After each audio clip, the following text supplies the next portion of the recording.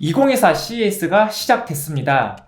올해는 분위기가 이상해요. 포드, GM, 스텔란티스가 전미 자동차 노조 파업 등을 이유로 불참했기 때문인데요. 여기에 토요타까지 참가하지 않습니다.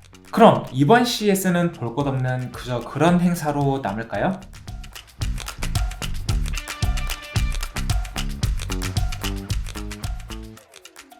뭔가 허전할 것 같은 이번 CES. 그 빈자리는 현대차 그룹이 채웠습니다. 일단 규모가 어마어마해요.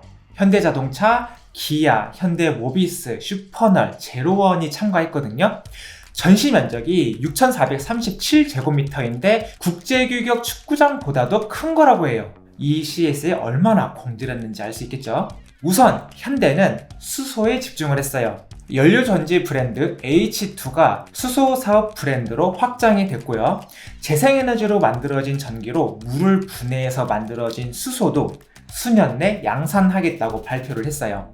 폐기물로 수소를 만드는 기술도 공개를 했는데 음식물 쓰레기나 플라스틱에서도 수소를 만들 수 있다고 해서 주목을 받았고요.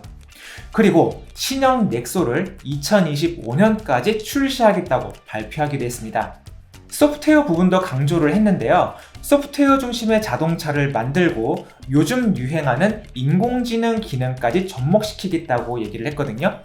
궁극적으로 사람과 디바이스, 도시 인프라까지 연결시킨 그 생태계를 만들겠다고 발표를 했습니다.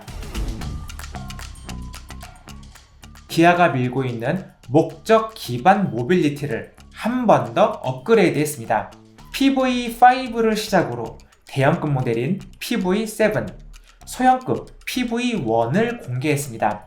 딱 봐도 상업용 차량처럼 생겼죠? 바닥이 평평하고 넓게 설계돼서 공간 활용성을 극대화시켰다고 해요. 가장 작은 PV1은 좁은 길에서 유용하게 이용할 수 있도록 직각으로 이동하거나 제자리 회전 기능도 할 수 있다고 하네요. 실내도 일반 승용차와 다르게 생겼죠? 특히 운전석이 책상처럼 생긴 것이 눈길을 끄네요. 스티어링 휠을 필요에 따라 올리고 내릴 수 있는 아이디어도 신선해 보입니다. 이지 스왑이라는 기술도 함께 공개를 했는데요. 미니카처럼 자동차의 하체와 탑승객 공간을 분리하고 새로 바꿀 수 있는 기술입니다. 이를 위해서 볼트로 체결하지 않고 자석과 기계적으로 체결하는 하이브리드 유닛을 개발했다고 합니다. 이외에 쿠팡, CJ 대한통운, 카카오 모빌리티 등과도 파트너십을 맺었다고 하고요. 첫 모델은 2025년에 출시될 예정이라고 합니다. 메르세데스 벤츠는 차세대 CLA 전기 컨셉트카를 공개했어요. 벤츠가 추구하는 미래지향적인 이미지를 담고 있는데 벤츠의 차세대 전기차 플랫폼인 MMA를 바탕으로 만들어지는 첫 번째 전기차가 될 예정이라고 해요. 배터리 성능을 크게 늘린 것이 특징이라고 합니다. 유럽 기준으로 1회 충전 주행거리는 무려 750km에 이른다고 하니까 이때부터 벤츠의 진정한 전기차가 될 것이라는 말들이 많이 들리고 있거든요. 실내는 대시보드 좌우가 하나의 디스플레이로 만들어졌죠. 다양한 그래픽은 물론 더욱 강화된 음성 비서 기능도 탑재된다고 하네요. BMW는 증강현실 안경을 선보였어요. 경로 안내는 물론 위치 경고와 엔터테인먼트 컨텐츠, 충전소 정보, 주차 등 다양한 정보까지 보여준다고 하니까 이건 좀 실제로 써보고 싶어지네요. 말도 많고 탈도 많았던 인포테인먼트 시스템이 최신 버전으로 업그레이드가 됩니다. OS9으로 업그레이드 되면서 사용자이용 편의성이 좋아졌고 음악, 뉴스, 게임 등 다양한 앱도 설치할 수 있다고 하네요. 특히 게임의 경우 전용 컨트롤러를 이용해서 본격적으로 게임을 즐길 수도 있다고 하니까 이 충전하는 시간이 조금 더 즐거워지겠죠? 여기에 아마존 알렉사의 대규모 언어 모델 기반 생성형 AI도 탑재된다고 해요. 한마디로 챗 GPT 같은 기능이 BMW에 들어가는 건데 이거 앞으로 자동차가 얼마나 더 똑똑해질지 궁금해지네요. 발레오와 함께 개발한 원격 발레 파킹 기능도 시연할 수 있게 준비를 했다고 합니다. 사람이 건물 안에서 시뮬레이터를 통해 조작을 하면 실제 자동차가 원격으로 조정된다고 해요.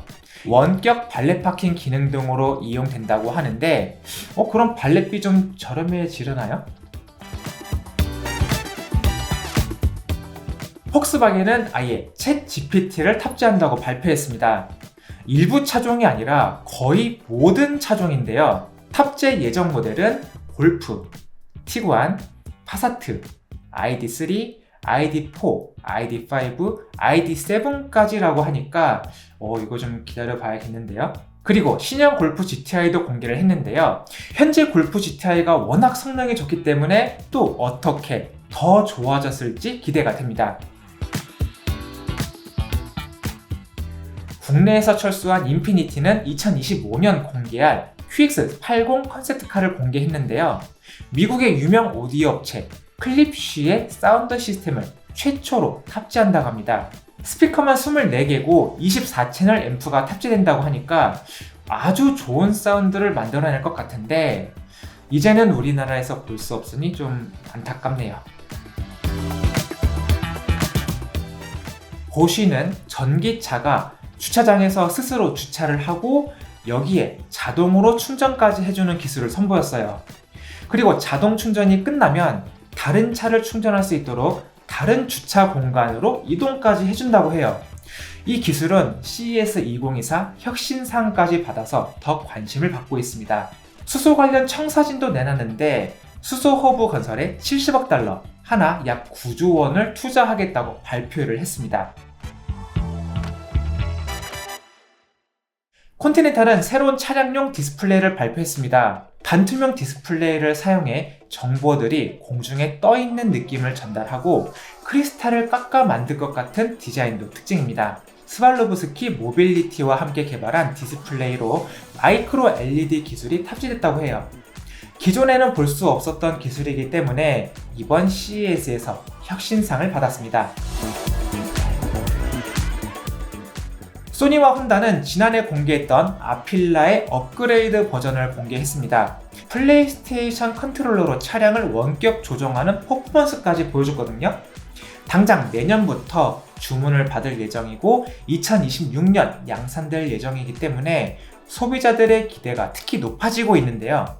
혼다 공장에서도 생산될 예정이라고 하니까 완성도 높은 모습으로 한국 시장에서도 볼 수 있는 날이 왔으면 좋겠습니다. 삼성전자는 하만 인수 후 최초로 삼성전자 전시장 안에 하만 전장 제품을 전시했어요. 자동차용 디스플레이에 네오 QLED 기술에 접목했고요. 삼성 헬스 기능을 자동차에도 적용시켰습니다. LG전자는 미래 모빌리티를 개인화된 공간으로 정의를 했는데 미래 자동차에는 플렉시블 디스플레이, 투명 디스플레이 등 다양한 화면이 사용될 것으로 예상을 했고요. 여기서 한 발 더 나아가 북미 시장을 위한 전용 충전기까지 발표했습니다. 지금까지 2024 CES를 간단하게 살펴봤는데요. 수소와 인공지능, 그리고 참신한 아이디어를 가진 디스플레이 등이 미래 자동차 먹거리로 부상을 했는데요. 그 중심에 대한민국 기업이 있다는 점에서 정말 자부심이 느껴지기도 했습니다. 그럼 저는 다음에 더 좋은 소식으로 다시 찾아뵙겠습니다. 지금까지 모터그래프의 김선웅이었습니다.